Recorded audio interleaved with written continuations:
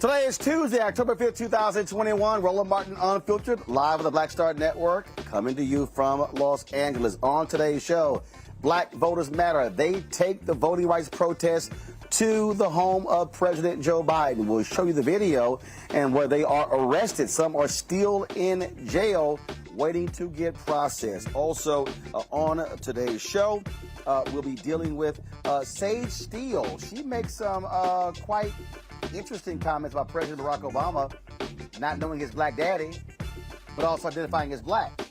Also, what the hell is she saying about women who wear certain clothes? Guess what? She's apologized. ESPN has suspended her for a week. We will unpack that on today's show. Also, they raised millions to buy Baldwin Hills Crenshaw Plaza, only to lose the bid to a lower offer. We'll talk with the executive director of the Downtown Crenshaw Rising to explain why they think they were rejected in favor of a non-black and non-local developer. Also, the family of Henrietta Lacks, they have filed a lawsuit against a biotech company for using her cells for research without her permission. And one of the defendants, accused of killing a black man while jogging, does not want the judge to allow any evidence to show that he may be a racist. Of course, story out of Georgia. Plus, a father's fear led him to create something that could bring peace to all parents. The ANJEL Tech app can track and record your child when they are in trouble. We'll talk with the founder of that app in our Tech Talk segment. Folks, it is time to bring the funk on Roland Martin Unfiltered on the Black Star Network. From L.A., let's go. He's got it. Whatever the miss, he's on it. Whatever it is, he's got the scoop, the fact, the find. And when it breaks, he's right on time and it's rolling. Best believe he's knowing. Putting it down from sports to news to politics. With entertainment just for kicks, he's rolling. It's on Go Roll Roll, y'all. It's Roland Martin, yeah. Rolling with Roland now. He's funky, he's fresh, he's real, the best, you know he's Roland Martin now.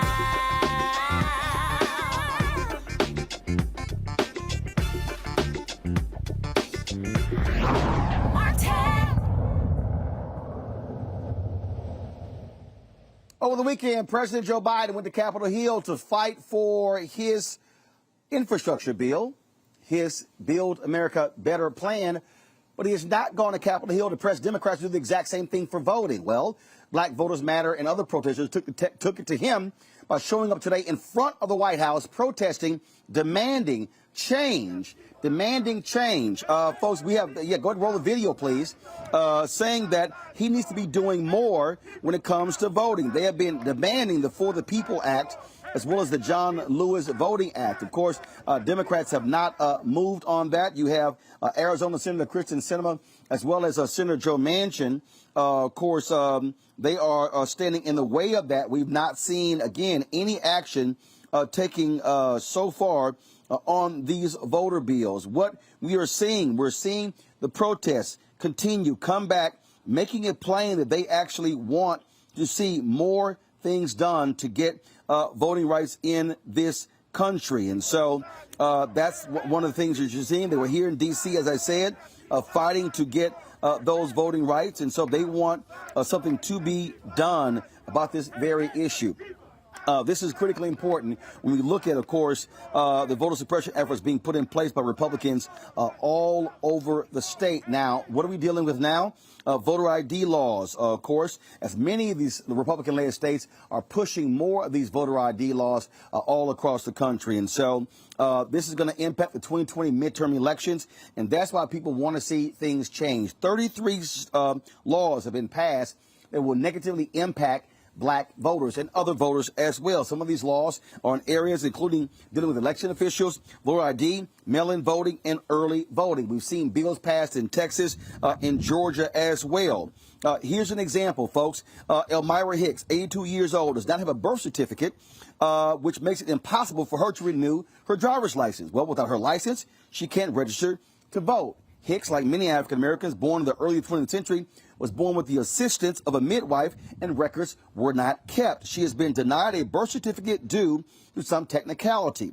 Without a birth certificate, again, she can't get a license and will not be able to vote. These are the type of instances that are being brought up all across the country. Now, remember, the House of Representatives, they passed the John Lewis Voting Rights Advancement Act in August. The Senate has not taken up action on this particular bill. And so what we are seeing is the continuing efforts to force the Senate to move on these various bills. My panel, Teresa Lundy, principal founder of TML Communications, Dr. Mustafa Santiago Ali, Environmental Justice EPA, Michael Imhotep, host of the African History Network show. Glad to have all three of you here. What we are seeing here, Mustafa, what we're seeing is the continuing focus, putting pressure.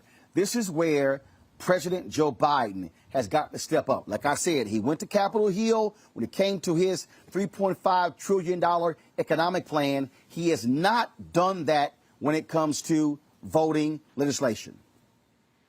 It's all about priorities. You know, the president, like you said, he cares about what's happening in relationship to the infrastructure bill, so he's leaning in. He has to lean in on this as well. It all begins and ends with the vote. I'm never sure why these folks are not as active on ensuring that everyone has the opportunity to fully participate in the civic process. On the Republican side of the ledger, they are very focused. They understand that by actually getting small percentages of folks not being able to vote, that it will tip it into their favor. They understand how to utilize power. They understand how to get engaged and actually win on the issues that they care about. President Biden and the Democrats have got to get serious in the Senate and make sure that they are passing these critical pieces of legislation that give everyday folks the opportunity to actually be a part of this democracy. And if they're not willing to do it, then how can you continue to ask black and brown folks to show up, to stand, you know, in extreme heat or extreme cold, to stand in these situations where they have individuals who, you know, want to do them harm, to stand when you're dealing with the COVID-19 pandemic? We've done our work. We've shown up. So they have the responsibility now to make sure they're pushing the Senate, whether it is Manchin or Sinema, to do the right thing.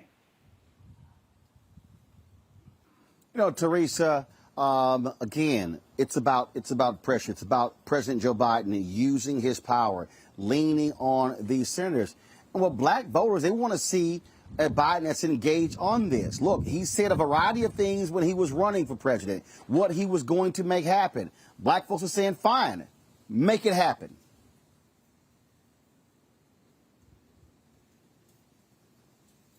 We can't hear you, Teresa. Teresa, we can't hear you. Can you hear me now? Now we can hear you. Perfect. Sorry about that. Anytime you have 19 states that pass 33 new laws that make it harder to vote, it always is a very interesting process when it comes to the African American voice and what it actually means in the voting process. So states, you know, have been putting up stricter laws.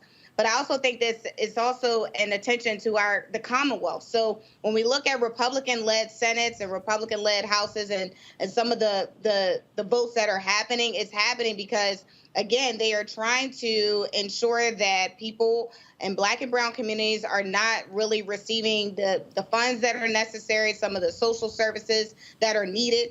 They're making sure that their voices are being heard. And that's where we have these issues. That's why we always see black and brown communities always taking the fight right straight to the ones who are making the decisions. So that's either in the Senate or in Congress or at President Biden's feet. But again, what Mustafa said, it's about priorities. And I think the Biden administration really needs to really maintain the promises that were made in the beginning that really secured his vote.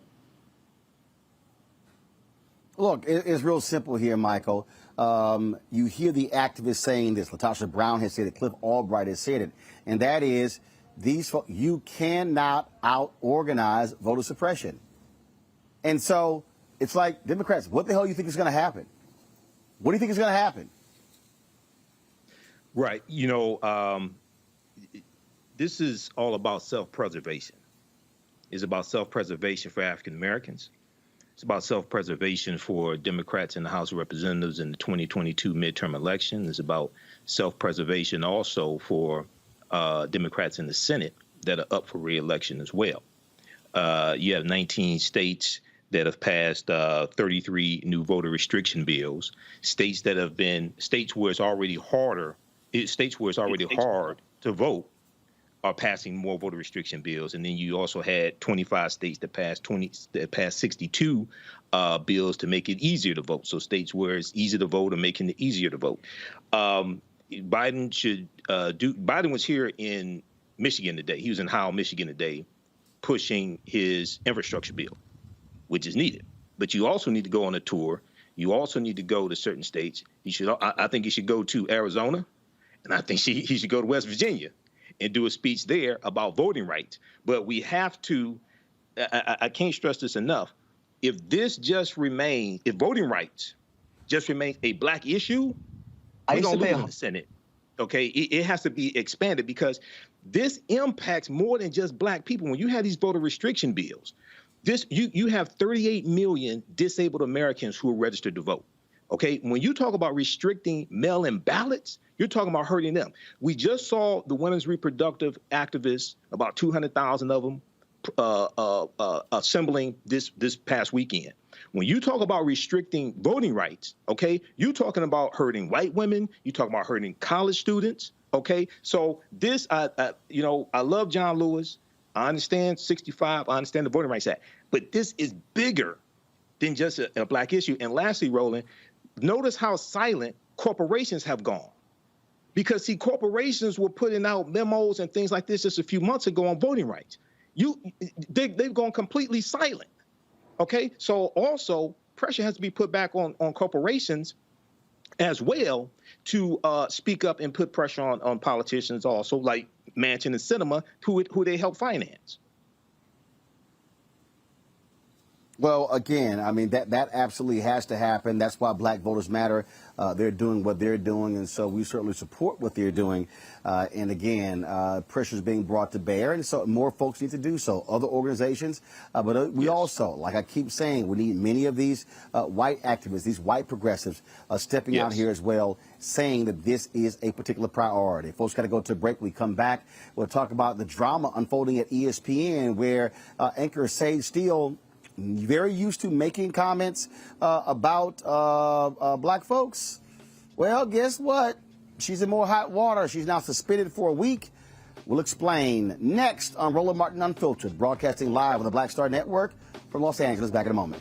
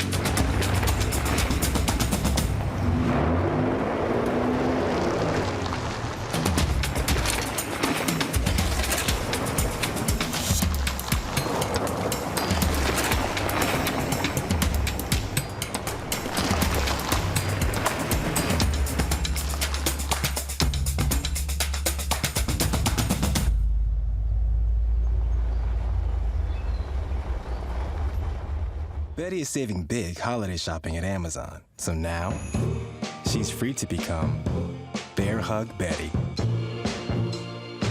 Settle in, kids. You'll be there a while. Ooh, where you going? It's time to be smart. Roland Martin's doing this every day. Oh, no punches! Thank you, Roland Martin, for always giving voice to the issues. Look for Roland Martin in the whirlwind, to quote Marcus Garvey again. The video looks phenomenal, so I'm really excited to see it on my big screen. Support this man, Black Media. He makes sure that our stories are told. See, there's a difference between Black Star Network and Black-owned media and something like CNN. I got to defer to the brilliance of Dr. Carr and to the brilliance of the Black Star Network. I am rolling with Roland all the way. Honored to be on a show that you own. A black man owns the show. Folks, Black Star Network is here. I'm real revolutionary right now.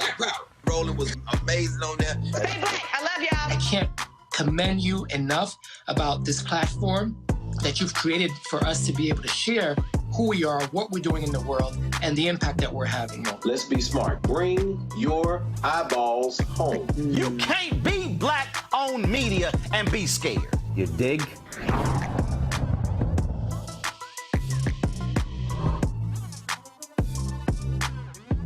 I'm Chrisette Michelle. Hi, I'm Chaley Rose, and you're watching Roland Martin Unfiltered.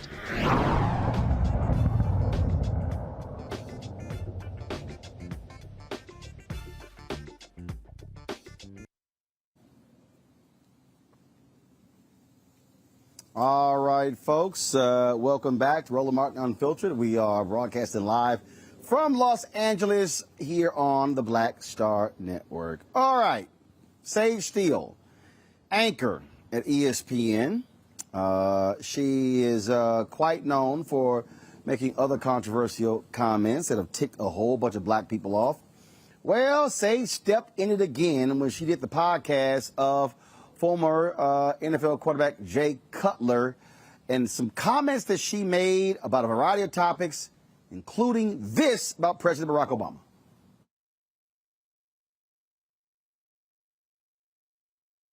When you fill out your census, I'm like, well, I don't know when the last time I filled out my census was, but if they make you choose a race, she's like, what are you going to put? I go, well, both. She's like, well, you can't.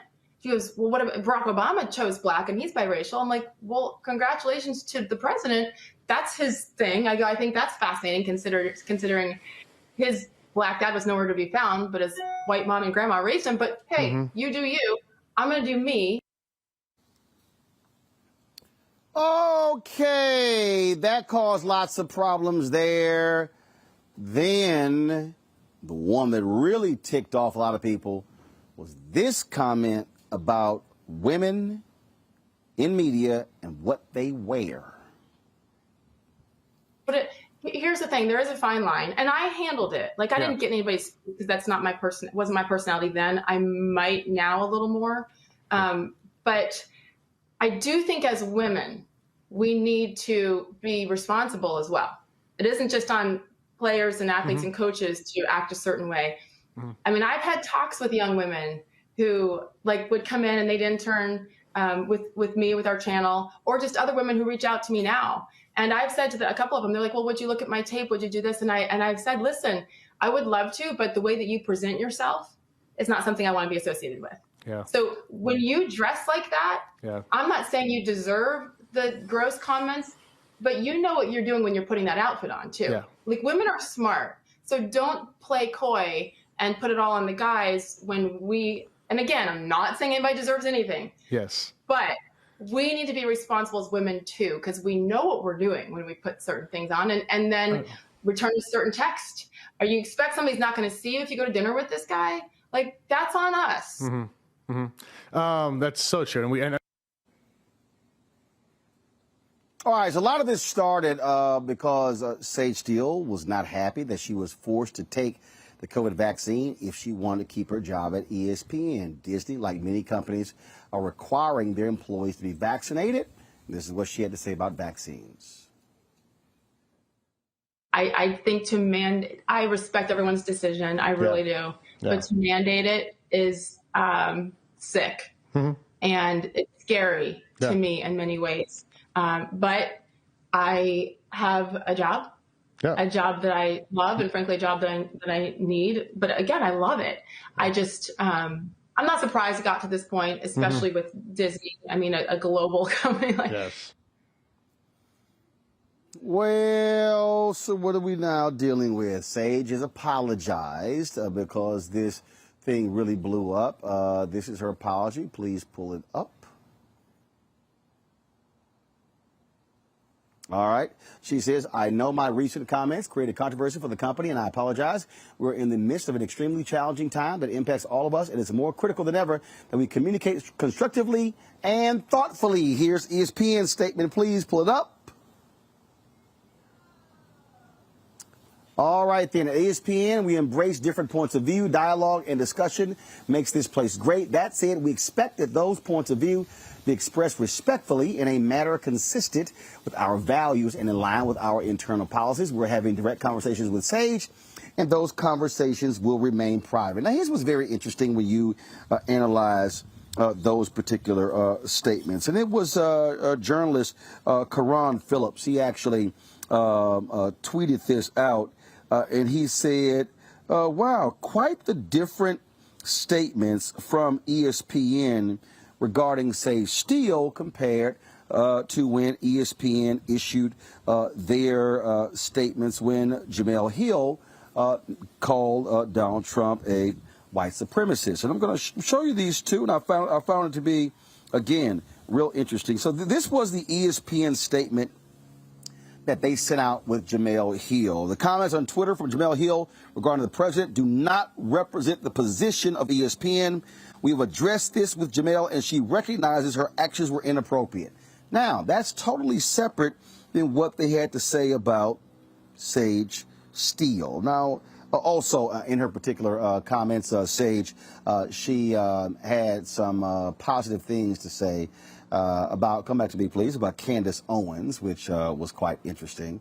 And so, look, Sage Steele has a history. She was of making some comments that she was quite, critical of Colin Kaepernick.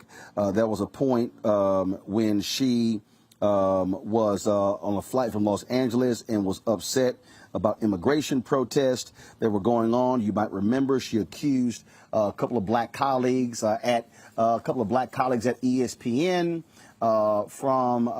accused them of actually keeping her out of a conversation dealing with race. And again, in her comments, she complimented that clueless fool Candace Owens. We know how idiot she is.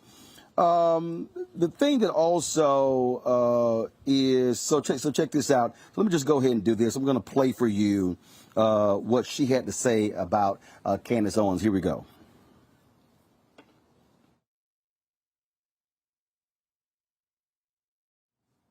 It's what? Wait, what? Where'd you read that? I forget where I read it, but it made me laugh. Wow. I respect the hell out of Candace Owens. So do I. And yeah, and I'm like. First of all, you guys, the audio wasn't right, so I'm going to play that comment again. So I want you to hear it in full. Okay, so here we go. And I'm like, I get it. Like, yeah, we all have. You're the Candace Owens of ESPN. It's what. Wait, what? Where'd you read that? I forget where I read it, but it made me laugh. Wow. I respect the hell out of Candace Owens. So do I. And yeah, and I'm like, I get it. Like, yeah, we all have. You're the Candace Owens. Allow me to unpack this, okay? First and foremost, Sage Steele has made comments in the past because she's biracial. And what she's done is, her deal is, why do you have to, leave out one parent and identify with another? Okay, I get it. But here's the thing that trips me off. The thing that's crazy here is that how dare you question how President Obama chooses to identify himself? Okay? How? What I don't understand is if that man chooses to self-identify, that's his business. Now, what's so idiotic about Sage's comments is that she was upset about having to choose a race. Well, if you go back to the first U.S. Census, you've had to identify a race since 1790. Since 1790. Okay? That to me is crazy. It's crazy. Okay? 1790. 1790, identify with race. But see, what's the problem here is for her to assert that, well, he grew up with a white mother and he didn't know his black dad, but he's identifying as black.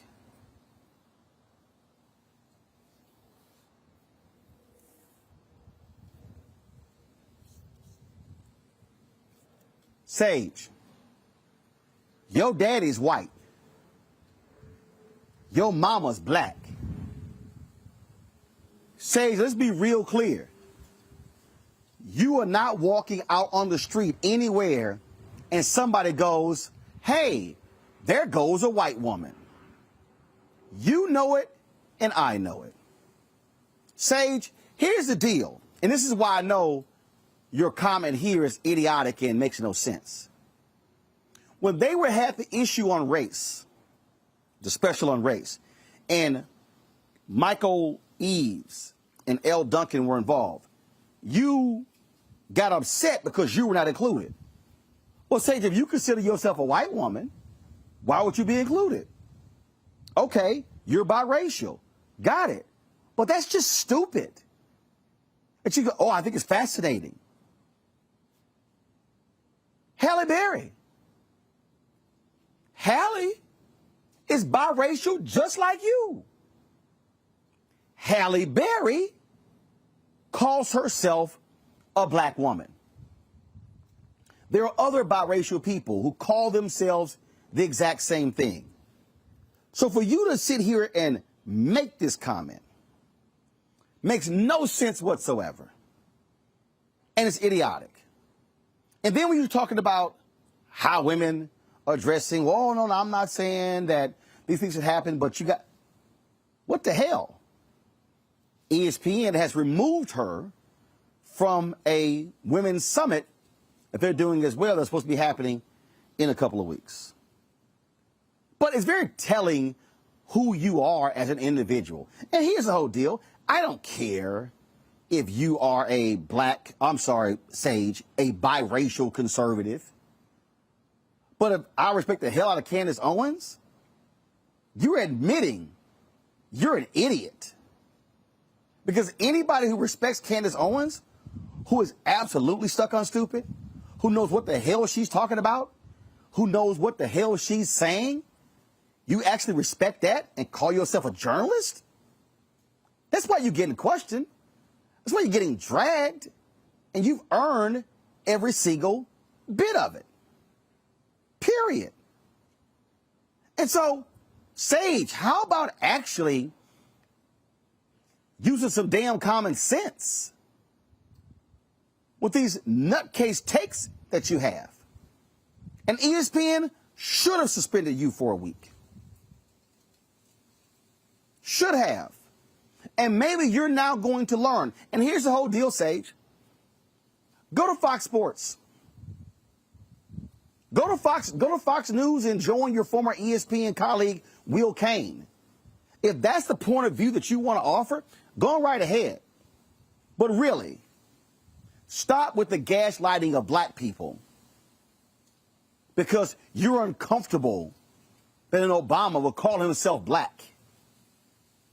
And also, what the hell is his dad not being there have to do with it? In fact, Kerry Champion, let me pull this tweet up. Former ESPN anchor Kerry Champion weighed in on this, and I'm gonna pull it up to show you. And so because I just thought that this tweet was really important. So let me see here. Let me see if I can find it here. I just thought it was really, really interesting. What she tweeted, because I mean, it's just dumb. It's just really dumb when you see these comments coming from a black woman. Oh, sorry, a biracial woman. In the case of Sage Steele, and this whole, woe is me and all this. I just, I'm tired of it. And this thing that. You are like somehow, because you are so conservative or whatever you want to call yourself, that's fine. But it's just ridiculous. It's just utterly ridiculous. This is the tweet from Kerry Champion. Sigh, my dad wasn't around when I was younger. I'm still black. That's what Kerry Champion tweeted. And she's right. So this notion that, if your dad wasn't around, that somehow dictates what we should call yourself on the census. Yeah, that's weak. And you know what? I'm bringing the panel here, Teresa. I'm just, it's really utterly ridiculous that Sage still continues to embarrass herself. I met Sage. I know Sage. We're not friends. I know if, seeing her at National Association of Black Journalists Convention and things along those lines. But I just don't, for the life of me, the comment that she made about Obama And I just find it fascinating. He identifies as black, and his dad wasn't even around. What the hell? Yeah, that's the right question to ask, but especially for somebody who's in the journalism industry. I've watched Sage myself, and I've read her tweets. I've listened to her commentary. I've seen her at black conventions, and I've seen her at those black conventions identify as black and not biracial. So I feel like she is personally suffering something that I think and I have a lot of friends who are biracial person goes through, but I think she's just channeling it in a different way. There's certain individuals who I guess, who may be of the right persuasion who accepts her a little bit more. Now, it's okay to be Republican and conservative, but when it comes to, I think probably what took me back was how she embraced new individuals that come to her on the way that they dress. And again, as a black woman myself, 100%, if I didn't have a suit on, or if I didn't have the right dress on, it was at the right length, and I was bringing all this talent, or maybe my suitcase was locked in a storage room and I didn't have the key and I had to get to that meeting, is she saying that she will not even take the time to even talk to me? And again, that could be a missed opportunity. So as I listen to her, I almost feel just saddened because again, this is another, black white woman that is suffering something so deep that I feel like there has to be more to it. I mean, I've been one to say I'm not a fan of Candace Owens, but I also understand why people take to her, and part of that is she's spewing off some nonsense, and she's getting paid handsomely. And so those who are willing to sell their soul for 2 minutes of spotlight, and they give you a show and they give you branding, those are the people that, unfortunately we have those who want to be in the mix and just don't know how to get in. So they model it and they feel like this is where they need to go. So fortunately, we just could pray for our sister. And look, apparently her dad is black, mom white. Okay, fine. Either way, it doesn't matter. But it's still nonsensical. And again, if you're biracial, Mustafa, that's fine. If you want to identify as white and black, I got no problem with that. I'm perfectly fine with that. But what's stupid to me, what's absolutely idiotic to me, is this somehow notion that a person doesn't get to decide that. They do. And his dad not being anywhere there has nothing to do with any of this. Well, when you have folks like Sage saying the stuff that she does, it's almost like a headline in the National Enquirer. People say these types of things because they want attention. And not only do they want attention, but they also, as Teresa said, are trying to set themselves up for their next gig. My problem is more on the substance of the things that she's talking about. So when you say that you never filled out the census, then that tells me that you're not also concerned about, the resources that are tied to that can help our communities to be able to move forward. So that's about substance. When you say that, you're against mandates for vaccines, then you don't unpack that, because we understand that our communities disproportionately are dying from that. So if you don't see yourself connected to the African American community, it plays out in the decisions that you are making in your personal life. And then, of course, also, when she made that comment about the young sister coming to her that Teresa just talked about, that also says something. When you're not willing to invest the time with a younger person to help them to get together the things that may be necessary for them to navigate, the corporate world or the sports world, then that also says something about you and your commitment to those individuals or to folks who come from a similar set of backgrounds that you may be, that you came from. So you gotta look at the substance of what the sister is saying and then begin to unpack whatever trauma or hurt that she might be dealing with based upon, how she came up and the decisions that she's currently made. I'm concerned with the message that she's sending about the substance of things that actually impact our communities. She want to be on Fox News, that's all good. But don't put our people continually in the crosshairs by the decisions that you're making when you know what the facts are. She's a bright young lady. So she knows all these things that are happening inside of our communities, and she should be much more careful with the things that she's spouting. Michael, look, I don't care what her personal issues are. I don't care what drama she's going through. Bottom line is this here.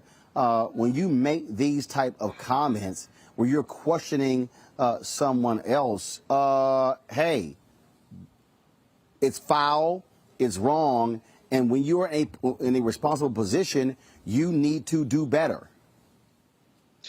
Yeah, Roland, yeah, that's true. They need to do better. But, first of all, I pay very little attention to Sage Steele.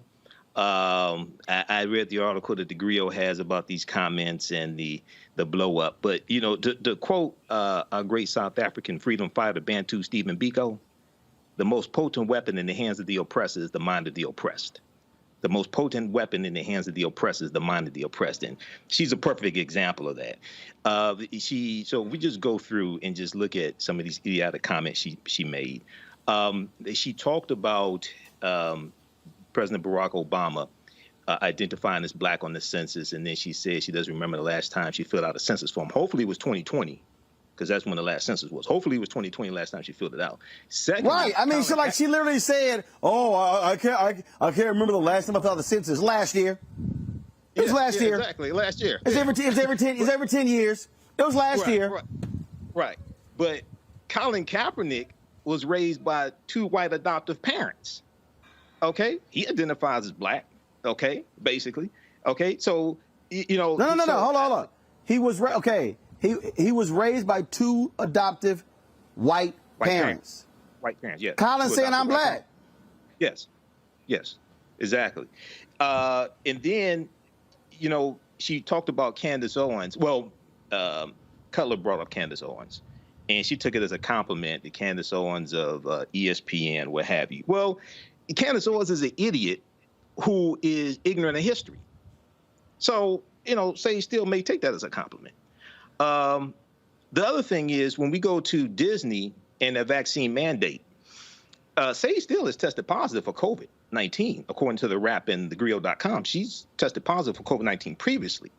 So for her to have a problem with the vaccine mandate at Disney, and they're trying to, usually these companies have vaccine mandates because they want to keep people safe and they're trying to save lives.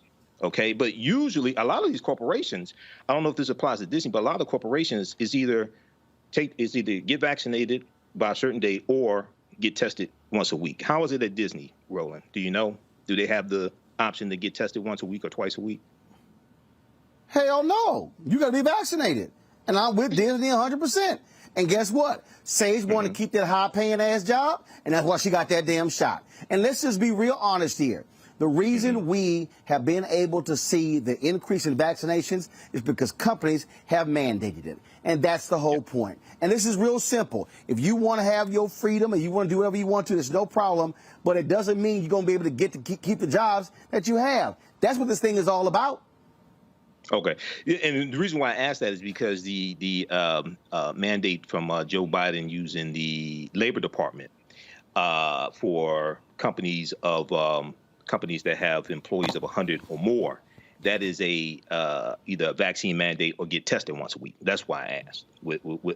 But first of all, but again, a company can make their own rules. They don't have to follow that particular plan there. And so, just like all the major airlines have now announced that United Airlines, 97% of all of their employees have the vaccine because it was mandated. Now JetBlue, Southwest Airlines, and the others are following suit as well. And so that's what we're seeing. But look, I'm glad to see ESPN suspended her because it was idiotic and it should teach her a lesson. But it just made no sense whatsoever. The Obama comment and the comments about women and what they dress. Got to go to a break. We come back. We're going to talk about an issue here in Crenshaw. The purchase of a mall, black company. Why were they shut out of the process? That's next. Roland Martin Unfiltered on the Black Star Network, live from L.A.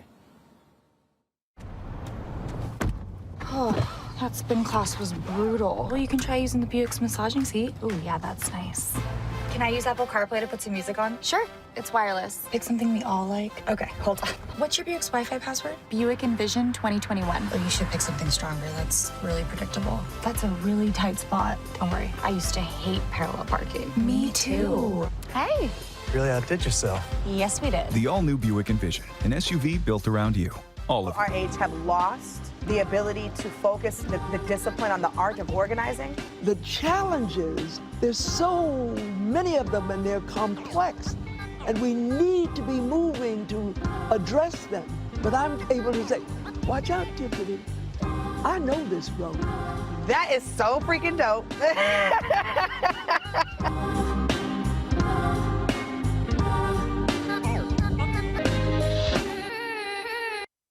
Hey, I'm Cupid, the maker of the Cupid Shuffle and the Wham Dance. What's going on? This is Tobias Trevelyan. And if you're ready, you are listening to and you are watching Roland Martin Unfiltered.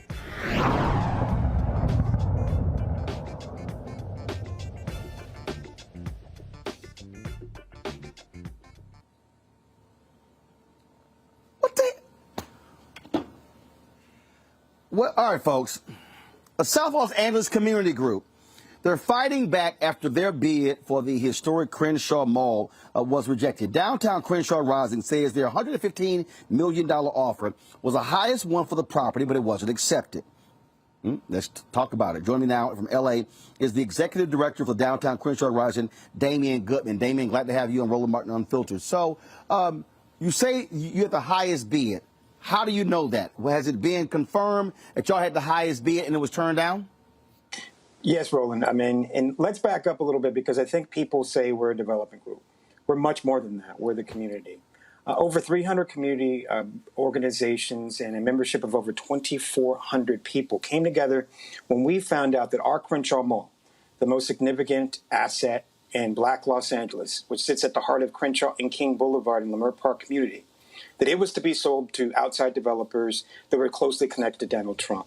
And so using our history of organizing, along with bringing together some of the best experts in community-centered development and people-centered planning, we put together a bid to bring the mall under community control. We didn't want to see it falling into the hands of outside exploiters who were going to exacerbate the gentrification crisis that is rampaging our community like so many other Black urban communities across America.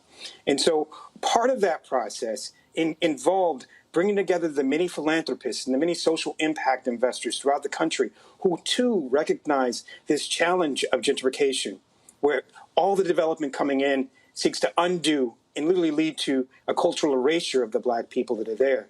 And we raised over $60 million, $25 million in social impact investors, over $35 million in philanthropy, and submitted a $115 million bid, which was higher than the bid the Deutsche Bank, that famous bank of criminals throughout the globe, accepted from Heritage Development Group that was backed by a person who's on Putin's list, a man by the name of Len Blavatnik. So that's what we sit right now.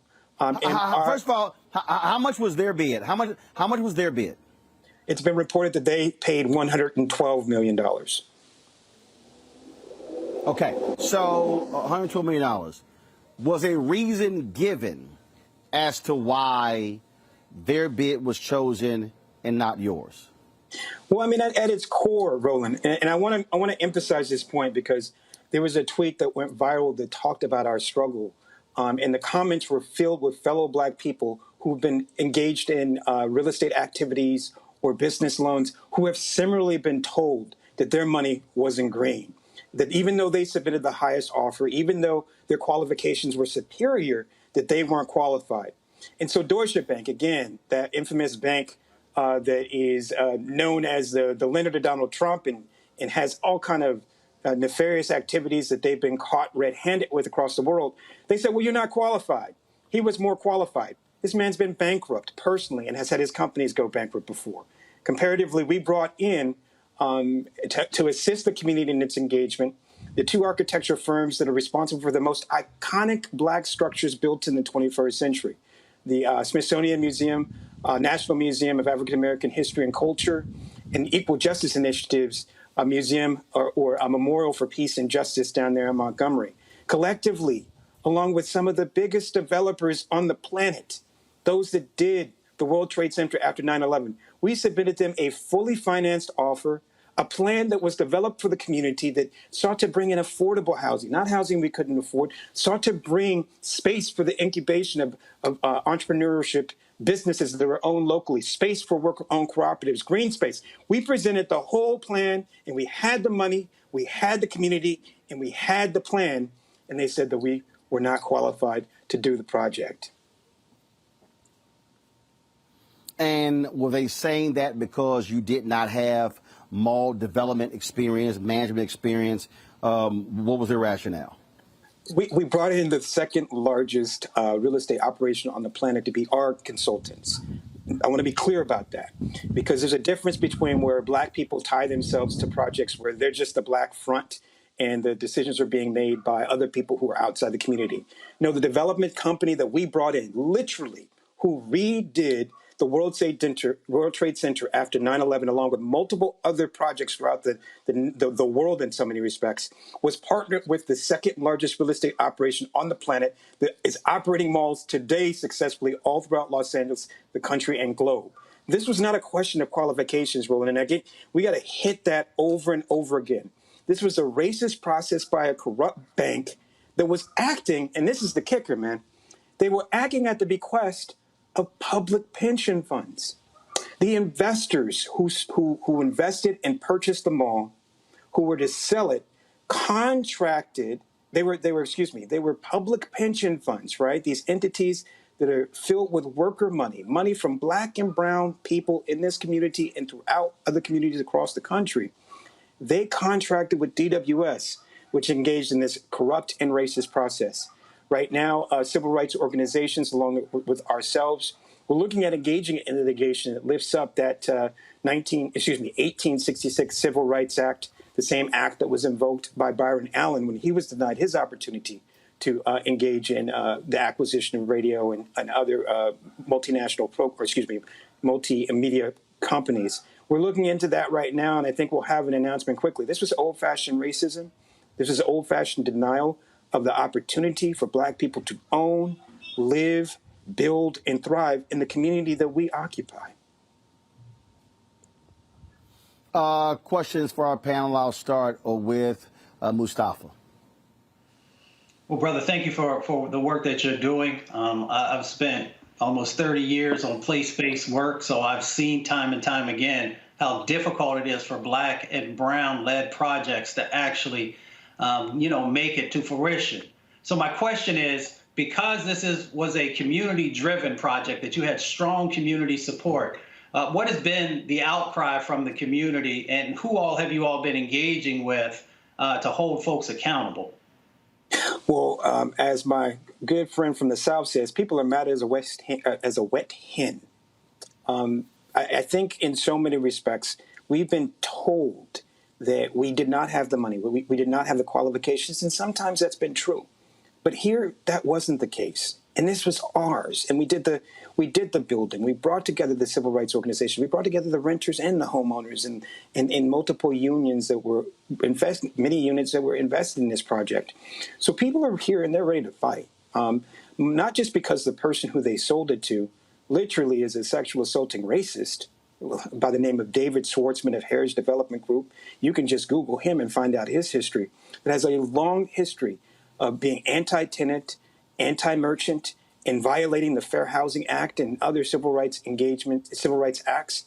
Not only that, but because, we did what everyone says we're supposed to do, right? We're supposed to come together. And if Black people just came together, things would get better, while ignoring that we must operate in a society that is predicated on systemic racism, where the decisions are being made by white people far away who want to continue the exploitation of our community.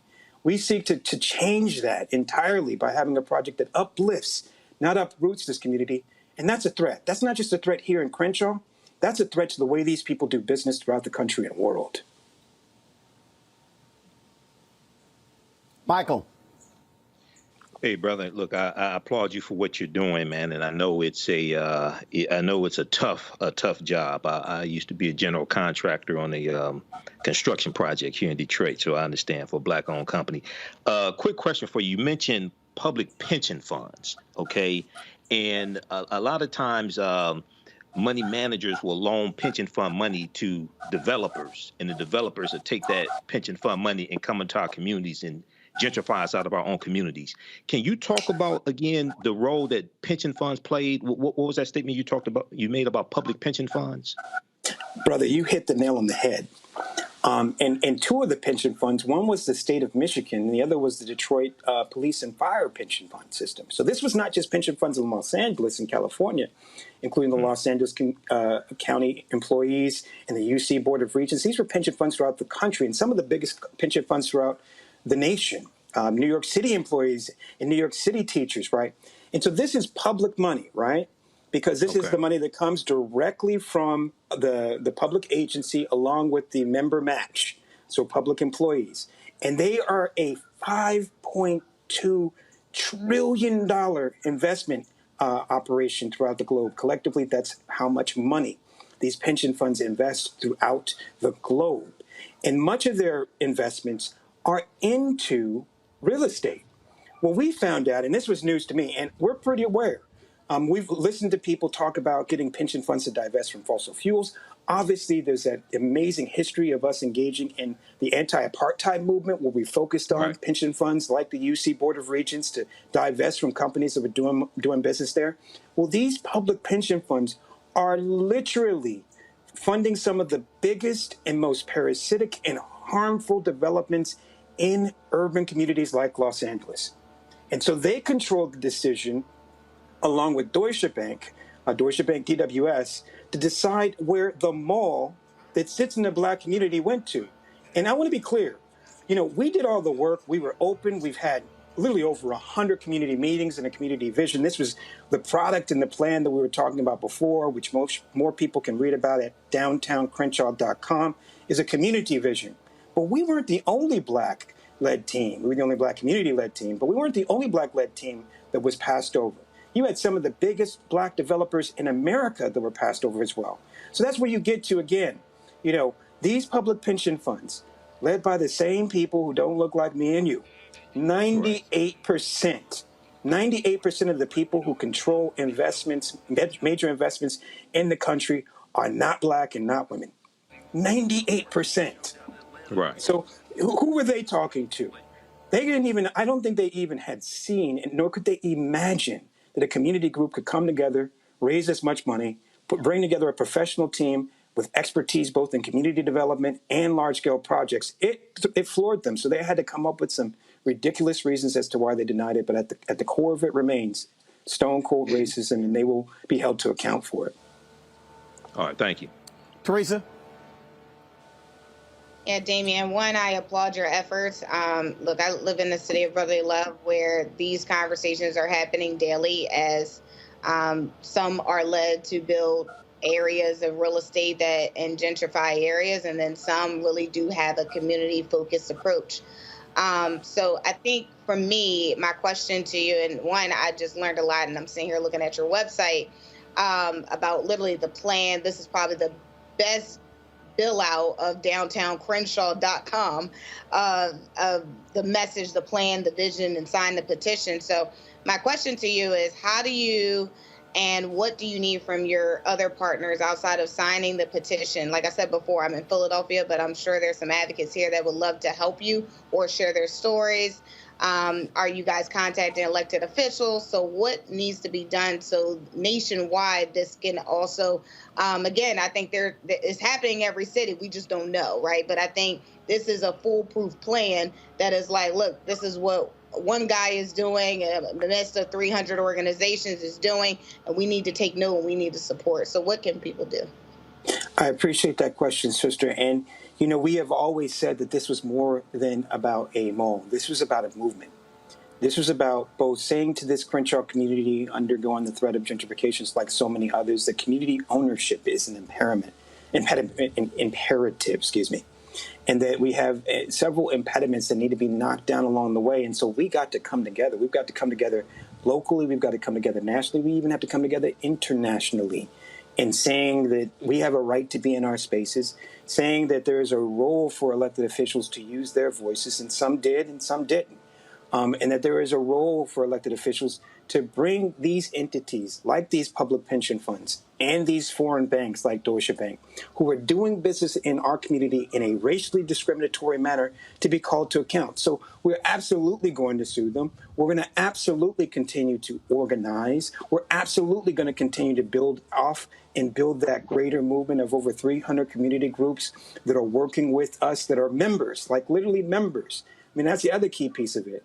As members of the organization, when we bought the mall, we were going to provide shares to everyone so that we could collectively own in this space and see the development that is building on the best of us with something that didn't go. This is not something that went toward even the enrichment of the board members. As a nonprofit board member, we are prohibited from having any profits go to us personally. This was about community empowerment. So what we've seen along the way is that those, be they in Detroit, be they in Philadelphia, New York, D.C., have wanted to be engaged in this process both to learn and to support and to bring back to their own communities this model so that they can do the same.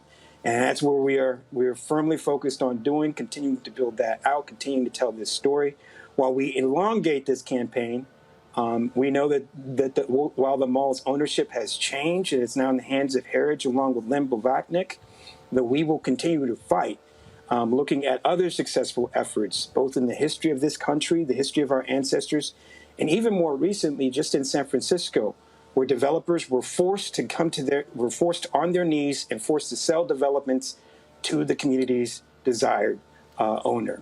And so that's going to be our goal. That's going to be our focus. And we have the winds of our ancestors, and we ride on the wings of our ancestors and the winds of change behind us. Thank you. Damian Gutman, Executive Director of Downtown Crenshaw Rising. We really appreciate you joining us on the show. Appreciate you, Roland.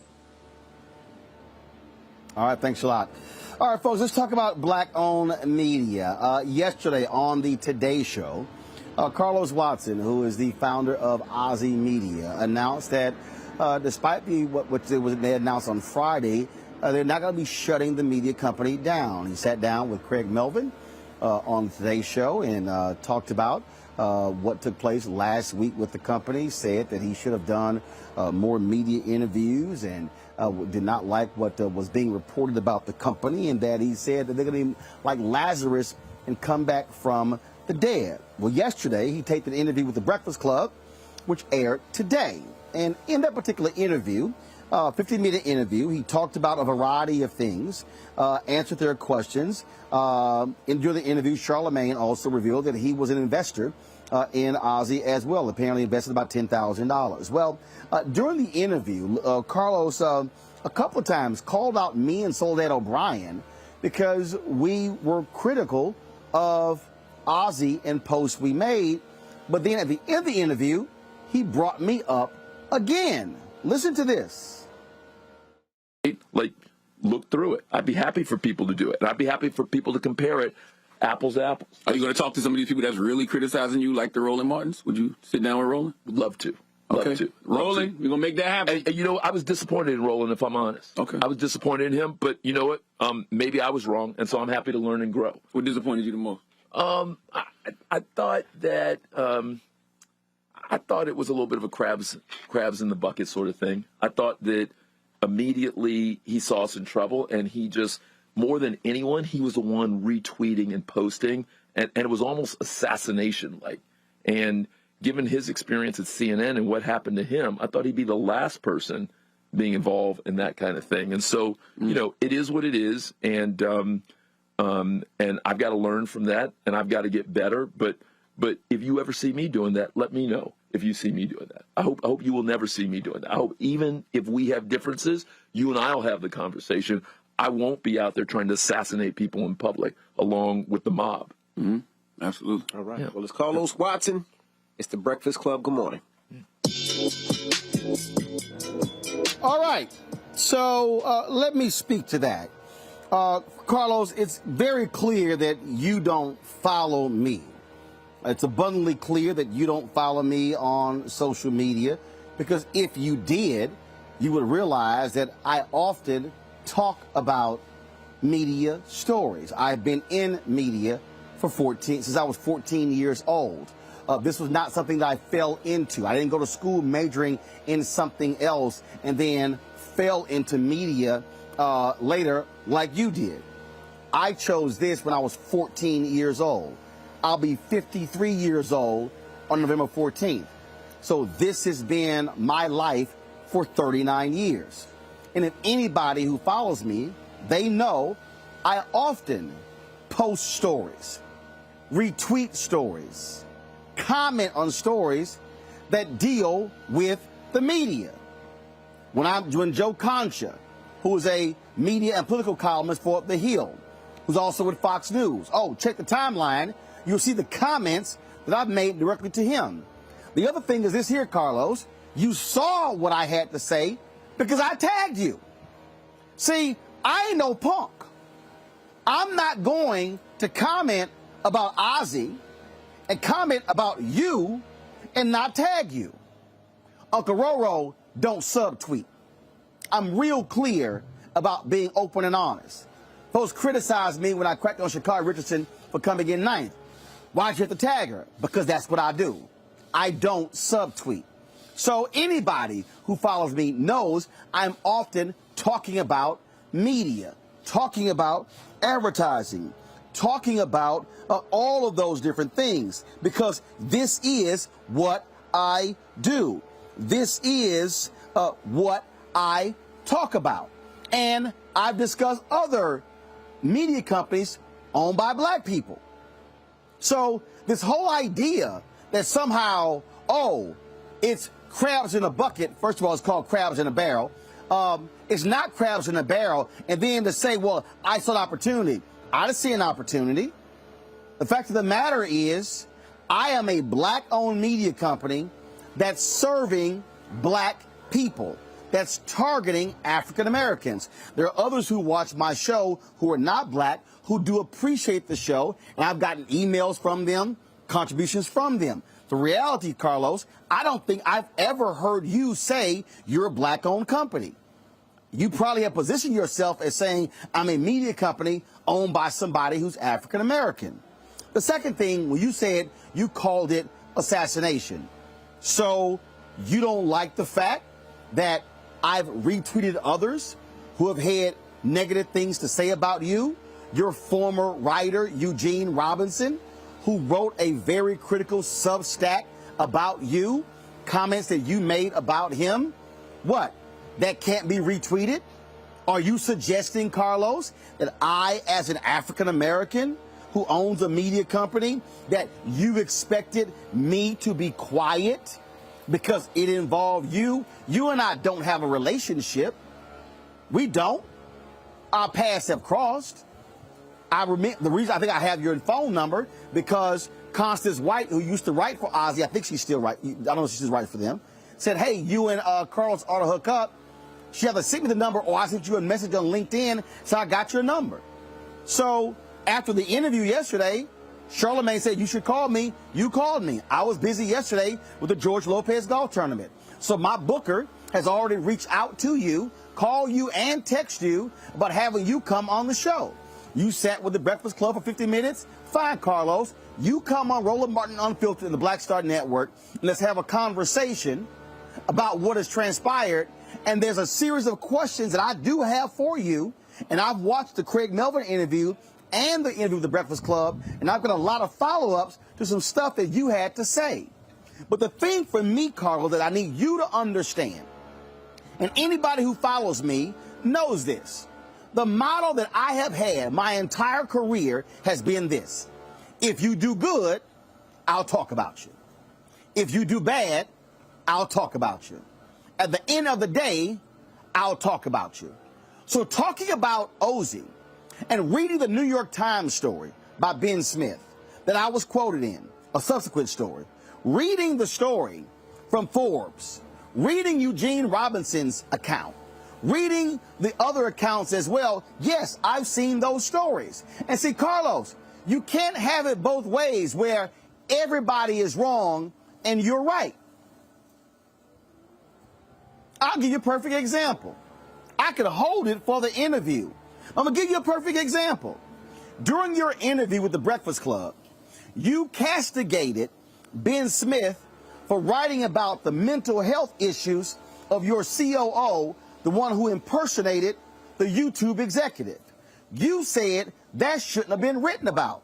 Here's the problem with that. Later in the interview, see, I want you to understand, Carlos, how I listen to what somebody says. Later in the interview, Charlemagne came back and asked you about it and then said, well, you upset that Ben Smith wrote about it, but you the one who told Ben about the mental issue. And so had you not told Ben about the mental issue, how would Ben have written about the mental issue? Because you told him. See what happens when you listen?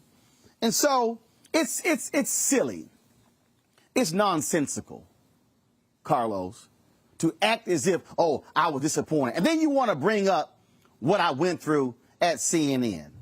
Well, what about it?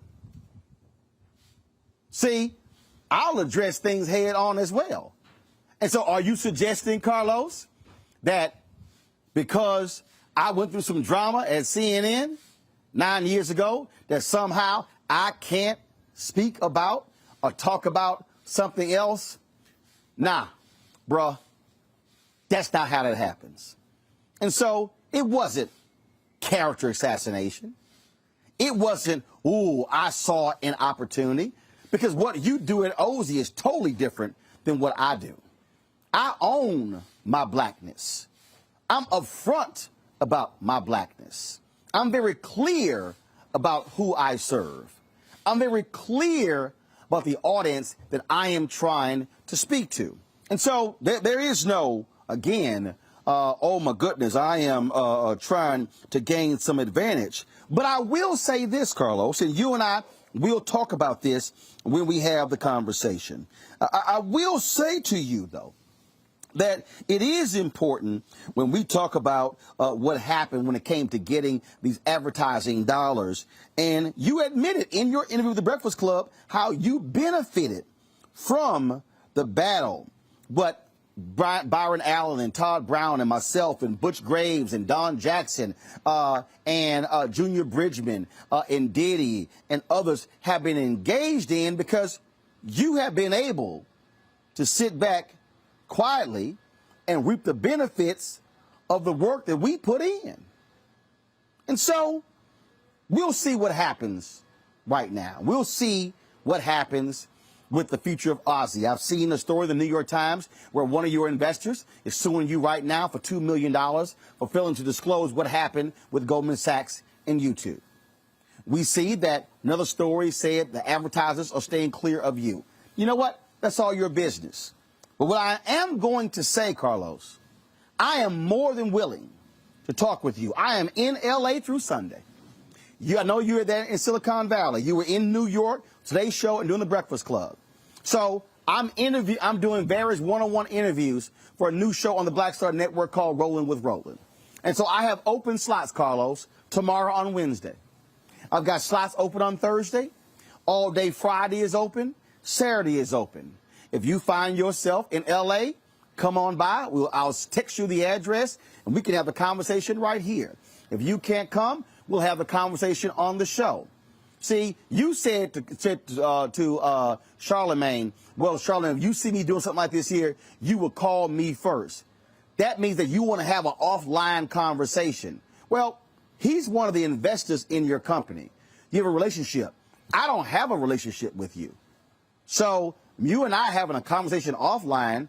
Why? You had one with Craig Melvin on the Today Show. You had one with Charlemagne, DJ Envy, and Angela Yee on the Breakfast Club. So we have a conversation. It's going to be a public conversation. And it should be. Because, again, I am a journalist. And what I was raised on, it was about truth, integrity, character, honesty. It was about being upfront and clear, owning mistakes, not accepting BS. But do not mistake, Carlos, that any criticism that I have is personal, it's a vendetta, that it's assassination, or anything along those lines. It's called truth. And truth is what reigns supreme. Truth is what matters. Not fudging, not being astray, not getting too out there, which you admitted in the interview that y'all did with some of your marketing things, how you, and I'll pull the comment up, how you sort of, strayed, or, you know, you were too aggressive, whatever, with some claims made. Where I come from, we call that lying. But we'll go over all of that in the conversation that we have. But don't ever, Carlos, get it twisted. Don't ever assume that anything I do is trying to assassinate somebody. It's called speaking truth. All day, every day, 24/7, 365, 366 in a leap year. I'll be back on the Black Star Network in a moment.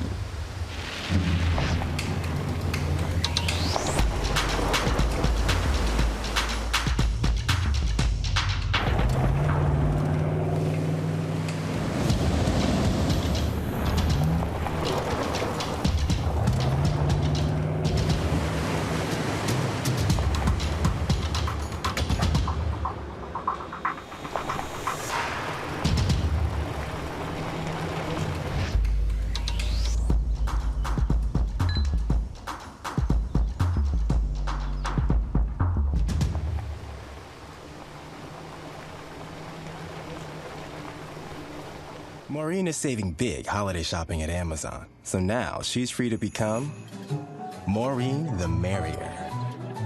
Food is her love language, and she really loves her grandson. Like, really loves. It's time to be smart.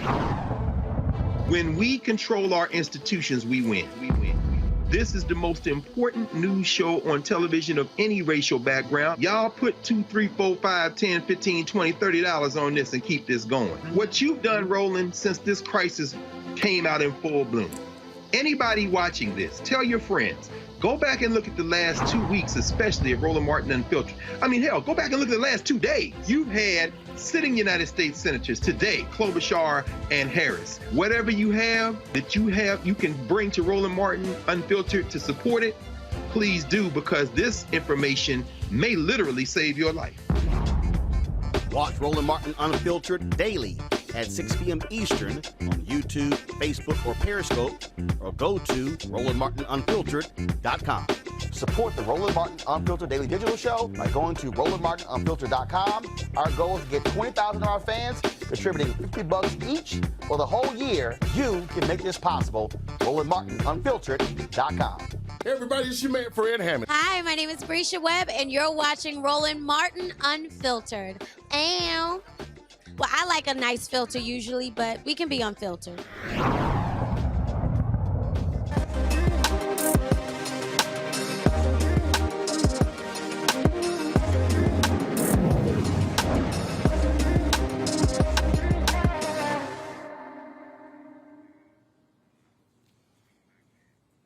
All right, folks. This, of course, every Tuesday we focus on black-owned businesses. Every Wednesday we have Tech Talk. And so when we focus on African Americans in technology, this should have been our Tech Talk right here, folks. I want to talk about a new app that allows for you to help track down your family members and keep you safe during encounters with law enforcement, folks. When activated, the ANJEL Tech, ANJEL Tech app begins sending a live stream video and GPS alerts with directions to the person's location. The founder of ANJEL Tech is James A. Samuel Jr. Joins me now from Washington, D.C. James, glad to have you on the show. So what precipitated you creating this particular app? Hey, Roland, thank you. And it's an honor to be here. And before I get started, I do want to level set and give all praise, honor, and glory to my Heavenly Father, my Lord and Savior Jesus Christ, and to His Holy Spirit, without whom I would not be here or have the insights or the innovation to produce this application, ANJEL Tech. And thank you for the opportunity to be here, of course, you and your marvelous platform. What precipitated this app was a need for personal safety.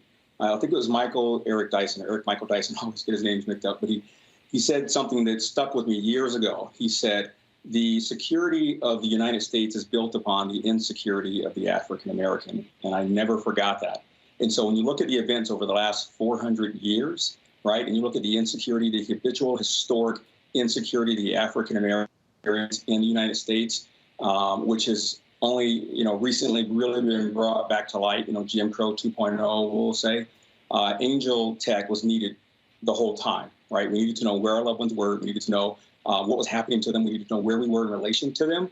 And we needed to be able to store that securely and have a record of it for accountability, and that we can be there to help each other out and know how to get there, have a route to get there. And it was really the events of last summer when George Floyd was asphyxiated, was strangled, right, lynched on that pavement there in Minnesota by a convicted felon murderer, Derek Chauvin.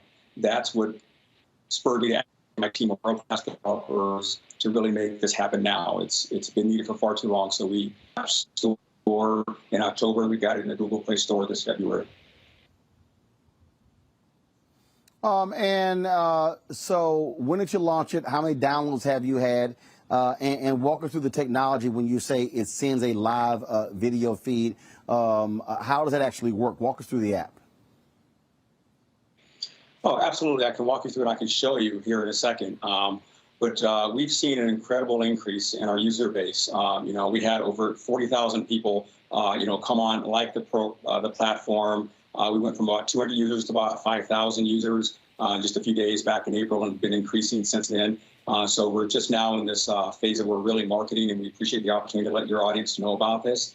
And it sends a live stream. And so I have the app here on my phone, and you simply click on it, and it opens up, right? And then there I am. I am live on here. And when I hit start stream, it then sends this stream of me to my loved ones. And I'll get a text notification, which is right there. I just did.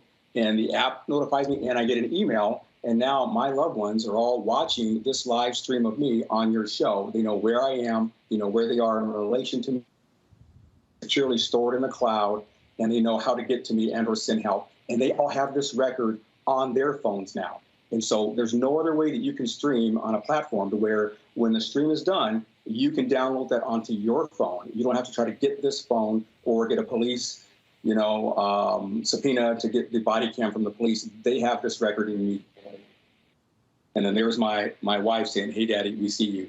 And so she's texting me there, and they're starting to interact with me in the platform because they're watching this both on your show and on mine. Thanks, bro. I got you too, my brother's. All right, then. Questions from my panelists. First of all, I'll start with Michael Imhotep. Hey, James. Hey, thanks for coming on the show today. Thanks for this great invention as well, the ANJEL app. So just curious, have you gotten any testimonies from people who used it in real life situations, stopped by police, et cetera? And if so, what were their responses? What were their, how did they say, what did they say the outcome was? What were their responses to using the app? Yes, absolutely. One of our earlier users back in April, her name is Lori. She said that she and her son had just heard about this when we got, picked up in that news cycle in the April timeframe. They read about us in other publications. I think Black Enterprise was one. And they downloaded the app, and they hadn't even tested it yet when her son went on a road trip driving through the South. And it was during that road trip that they got pulled over, him and his friends, and they were young black youth in the South in a car, got pulled over. And he used ANJEL Tech. He just put it on his phone. He started a live stream. His mother knew exactly where he was.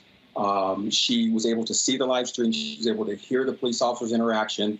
And so she was one of our biggest, earliest advocates. And so you can see those testimonials. We have those and others on angel.live. That's ANJEL.live, because we want you to live, right? To be free and then to be fulfilled. All right. Thank you. Thank you. Great job. Teresa.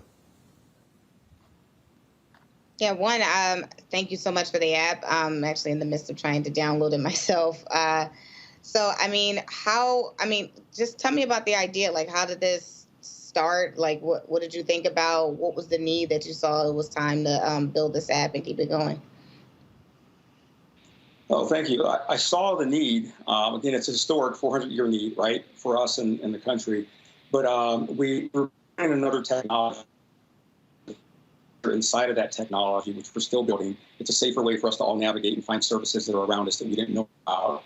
And I'll come back on your show hopefully in the future and tell you about that other invention of ours that we have a provisional patent for as well as this one. The feature inside of that, you're navigating more smartly, and if you get pulled over or if you have a hostile public interaction, then you press the button, you press the ANJEL Tech button, and it launches the live stream. And so this was a feature inside of another app, which we are still building. And, you know, it's amazing how fiction inspires truth, right? But I was actually watching the movie Queen and Slim and was inspired, like, hey, you know what? If they had a camera on their phone, this is in January of 2020. This is before George Floyd happened, right? But if they'd had a camera on their phone in that movie, if they were able to stream and, you know, with other intelligence, if they knew the neighborhood they were in, and started thinking about it back in January of 2020, then, like I said, when May happened with George Floyd, I knew we had to make this a reality right now.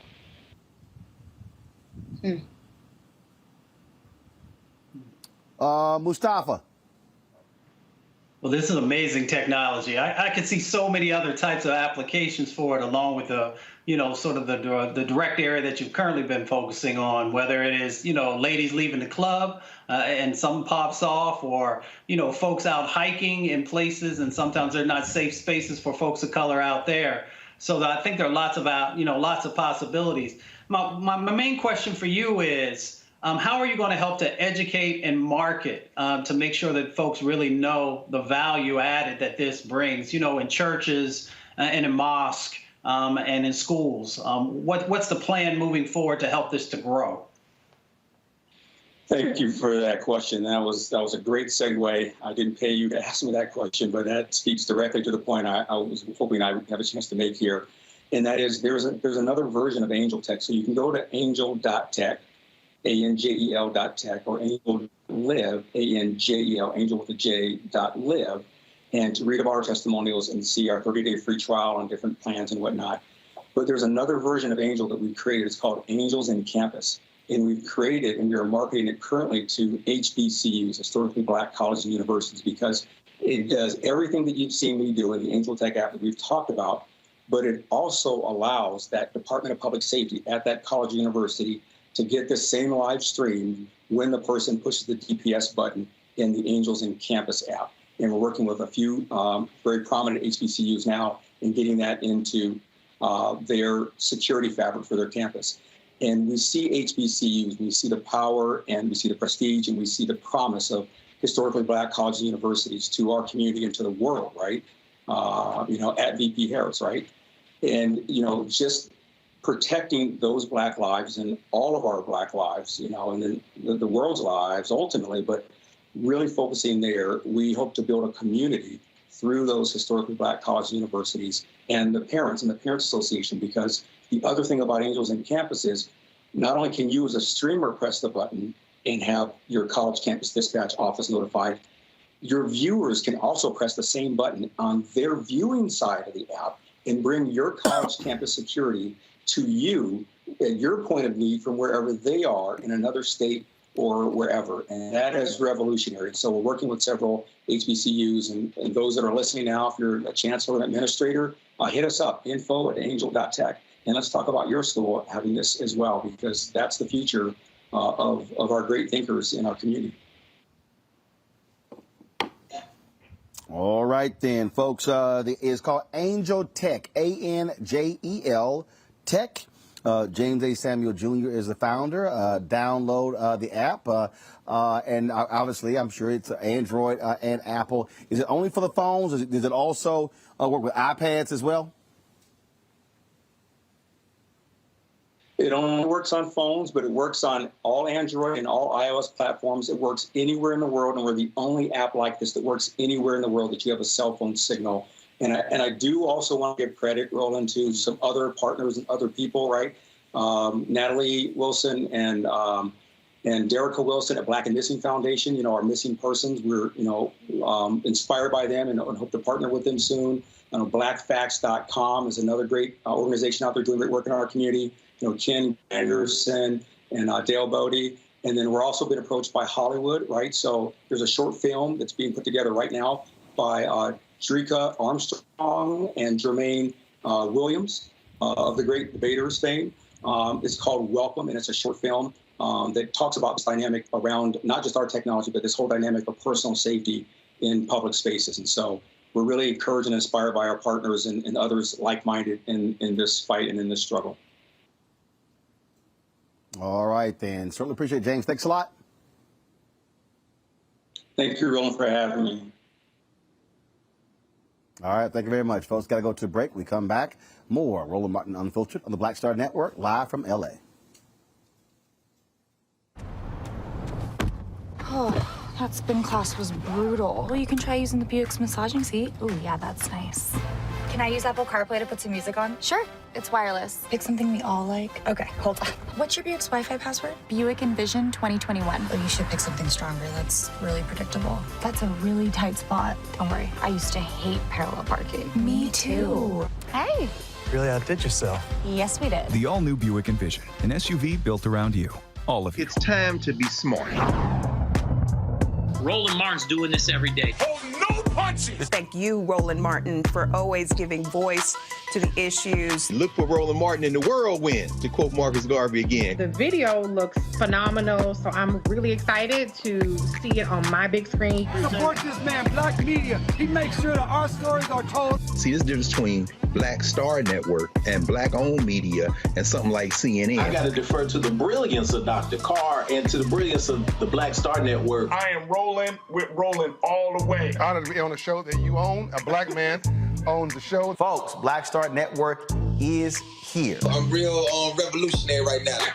Roland was amazing on there. Stay black. I love y'all. I can't commend you enough about this platform that you've created for us to be able to share who we are, what we're doing in the world, and the impact that we're having. Let's be smart. Bring your eyeballs home. You can't be Black-owned media and be scared. You dig?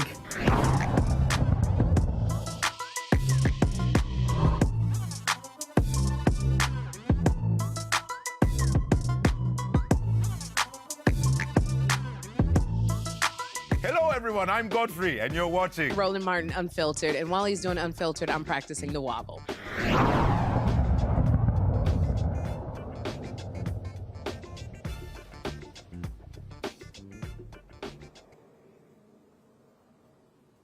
All right, folks, 2 Kansas City police officers are on trial for wrongly arresting a black teenager in 2016. Tyree Bell was 15 at the time. He was jailed after officers Jonathan Munyon and Peter Newkirch said he matched the description of one of the 3 black teenagers showing off a firearm. Bell's family says he was detained despite evidence of his innocence. Now, in 2019, U.S. District Judge Greg Case dismissed the civil rights lawsuit, ruling the officers were entitled to qualified immunity. But last year, an appeals court overturned Kay's decision.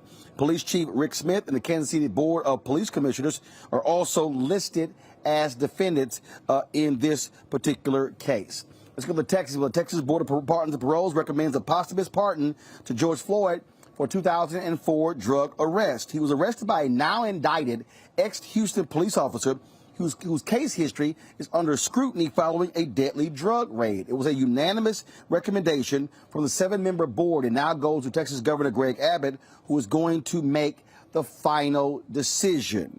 Of course, George Floyd killed last year in Minneapolis that sparked protests all around the country and the globe as well. All right, folks, going to a break. We come back, our black and missing case. We'll give you the latest on that and discuss some more news on Roland Martin Unfiltered on the Black Star Network, live from Los Angeles.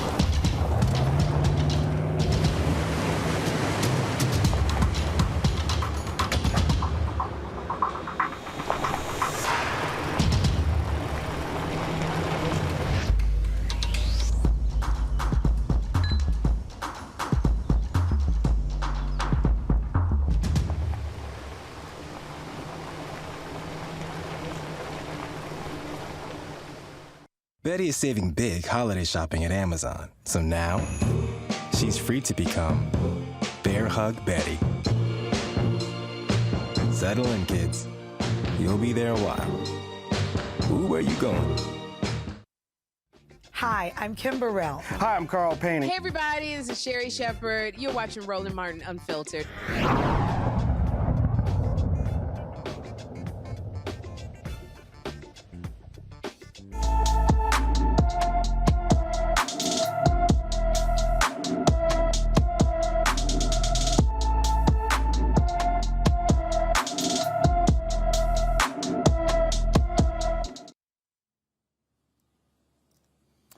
17-year-old Sky Saunders has not been seen since August 31st, 2021 in Tacoma Park, Maryland. She is 5 feet 2 inches tall and weighs 120 pounds. She has brown hair and brown eyes. Anyone with information about her whereabouts should call the Tacoma Police Department at 301-270-1100, 301-270-1100. 100. All right, folks, the estate of Henrietta Lacks is suing a biotech company, claiming it's been selling her cervical cells without her knowledge or the estate's knowledge or consent.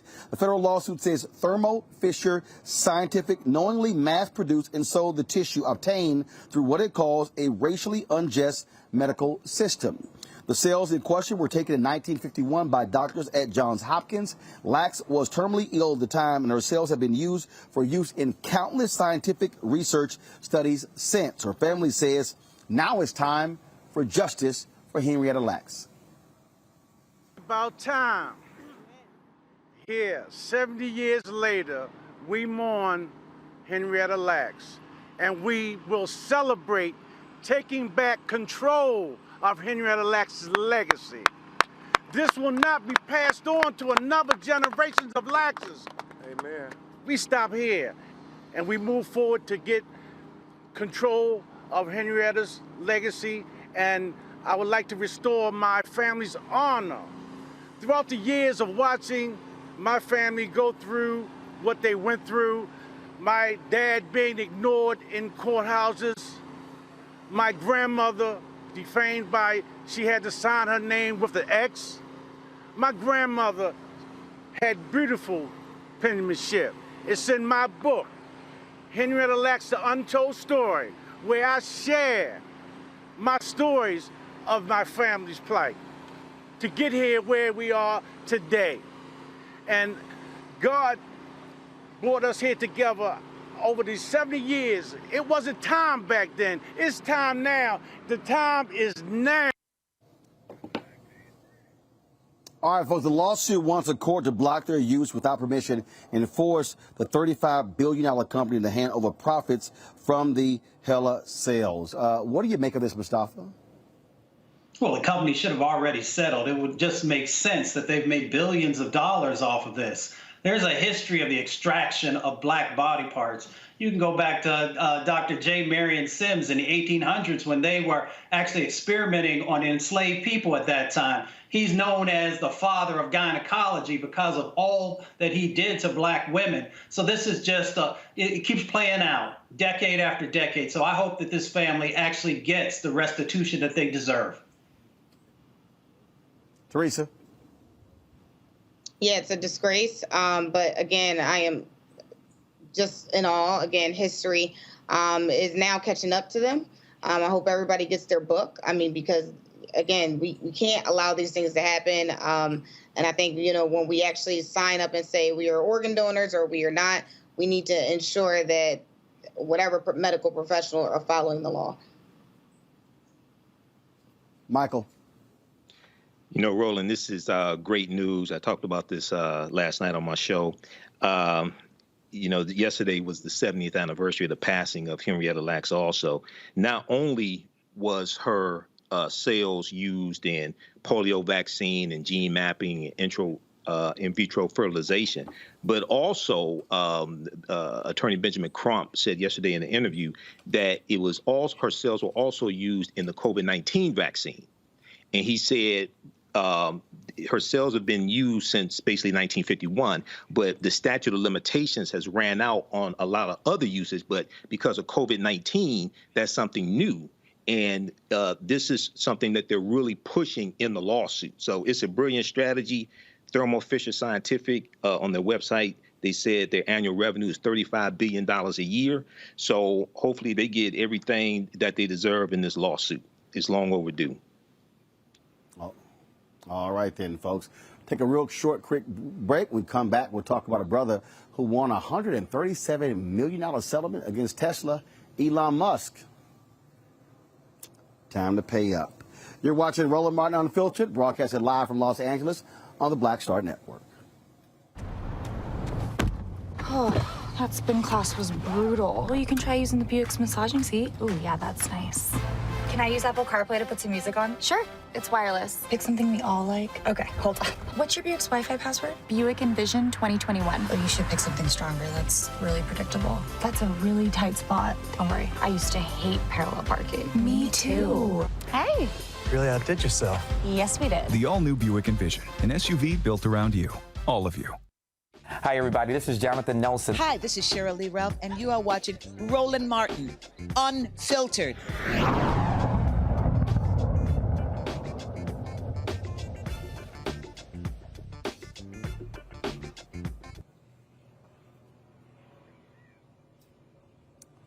All right, folks, Tesla, they got to pay $137 million to a former black worker who said he suffered racial abuse at the electric car maker's San Francisco Bay Area factory. A San Francisco jury concluded the elevator operator Owen Diaz was subjected to racial harassment and a hostile work environment. He worked at the Fremont factory in 2015 and 2016. He said he faced daily harassment from co-workers, including the use of the N-word, and that swastikas and racist graffiti and drawings were displayed around the plant. That's a whole lot there. Man, $137 million, Michael. Bottom line is racism. Y'all want to keep playing games with it? Now you got to pay up. Yeah, Roland, now they have to pay up. But also, when you study this case, he made numerous complaints to, it appears, Human Resources. He made numerous complaints and they were ignored also. So, yeah, this is huge. And an HR executive from Tesla is trying to downplay the severity of it. But it's like, no, the jury disagreed with that. So $137 million judgment. So, yeah, they have to pay up on this one. As they say, Teresa, you going to learn today. Absolutely. You know what? This black elevator operator is another black man. He's an individual. He is not a piece of trash. He is an individual who works for $1 billion company, and he needs to be treated with respect. Because without him, some of those people wouldn't be in their office making some of those big decisions. So we need to respect our service. We need to service workers, and we need to respect those who respect us daily. So good for him. All right, Mustafa. Well, let's put it into perspective. Elon Musk is worth $200 billion as of yesterday, and it continues to go up. So this brother deserves every penny that he gets. And hopefully Tesla will get its act together to make sure that this type of behavior never happens again. So if you want to be a part of the new clean economy and tell the world that, you want to see change happen, change has to start within your organization. And leaders should also lead. Michael, Mustafa, Teresa, surely appreciate y'all joining us today. Folks, a little bit early, so let me explain to you. We are here in Los Angeles. I was here for the George Lopez golf tournament on yesterday. And so what we're doing is we're doing a series of one-on-one interviews for a new show. It's going to be the Black Star Network. We're calling it Rolling with Roland. So last time we were here in Los Angeles, we talked to actor Richard Lawson, Jeffrey Osborne, Mario Van Peebles, actor Glenn Turman, Jack A., Bill Duke, as well as comedian Michael Collier. I think I'm missing somebody we talked to. And so this week, of course, go to my iPad. Today, I've already talked to my man, actor Dondre Whitfield. Y'all saw him on The Cosby Show. You saw him on Queen Sugar. He's been in a whole lot of different movies and TV shows. And so in a moment, I'm going to be interviewing Janice Howard, who runs a $1 billion company here. So the first black woman to run a $1 billion company. And so the only time she could do was in our 7 o'clock hour of the show. And so I moved the show up 45 minutes early to accommodate her schedule. But we've got some great interviews lined up this week as well. And so some of the folks we'll be talking to, Johnny Gill, we'll be talking to comedian Guy Torrey, Sherry Shepard, actor, dancer Damaris Lewis, director Maddie Rich, Laz Alonso as well. And so we'll be looking forward to talking to them and some other folks with Eric Dickerson, comedian Chris Spencer. And so we're trying to lock down Kenya Barris, Jimmy Jam, Reggie Hutland, Michael Ealy, Sheila E., and DeRay Davis. And so it's going to be a fascinating show, 1 hour conversations. You're going to really enjoy that. And so that's what we're doing here. And so when we come out here, we still do the show. But again, what we try to do is we try to do as many of these as possible, putting these shows together, editing these shows. Again, for one of the new shows is going to be on the Black Star Network. So we cannot wait. If you have not downloaded the Black Star app, please do so. We have exceeded 15,000 downloads. We're trying to get to 20,000. Our goal by December 31st, folks, we want to have 50,000 downloads on the app. If we get there sooner, it will be absolutely great. To do so, go to all platforms: Apple, Android, Apple TV, Android TV, Roku, Samsung, Xbox, Amazon Fire, all of those platforms. And we also want you to support Roland Martin Unfiltered, Black Star Network. Your dollars goes to make it possible for us to be able to come out here, rent an Airbnb, set all of our cameras up, hire these African-American audio technicians and photographers to assist us with this. And so please, Cash App is $RM Unfiltered, PayPal.me/R Martin Unfiltered, Venmo.com/RM Unfiltered. And then, of course, Zelle is Roland@RolandSMartin.com, Roland@RolandMartinUnfiltered.com. All right, folks, that is it for us. I certainly appreciate y'all joining us today early. My apologies, but sometimes we got to do what we got to do. Tomorrow we're going to be at our regularly scheduled time at 6 p.m. to 8 p.m. Eastern.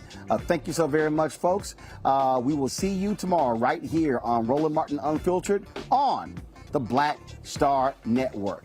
Holla!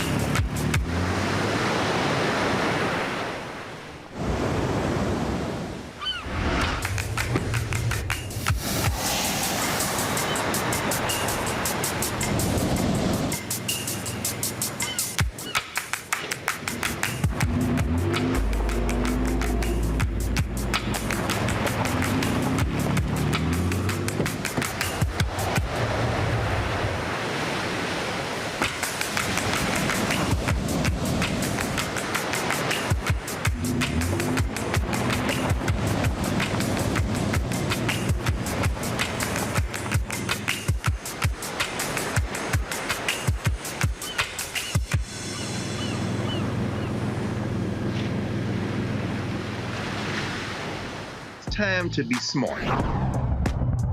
Roland Martin's doing this every day. Oh, no punches! Thank you, Roland Martin, for always giving voice to the issues. Look for Roland Martin in the whirlwind, to quote Marcus Garvey again. The video looks phenomenal, so I'm really excited to see it on my big screen. Support this man, Black Media. He makes sure that our stories are told. See, this difference between Black Star Network and Black-owned media and something like CNN. I got to defer to the brilliance of Dr. Carr and to the brilliance of the Black Star Network. I am rolling with Roland all the way. Honored to be on a show that you own. A black man owns the show. Folks, Black Star Network is here. I'm real revolutionary right now. Roland was amazing on there. Stay black. I love y'all. I can't commend you enough about this platform that you've created for us to be able to share who we are, what we're doing in the world, and the impact that we're having. Let's be smart. Bring your eyeballs home. You can't be black-owned media and be scared. You dig?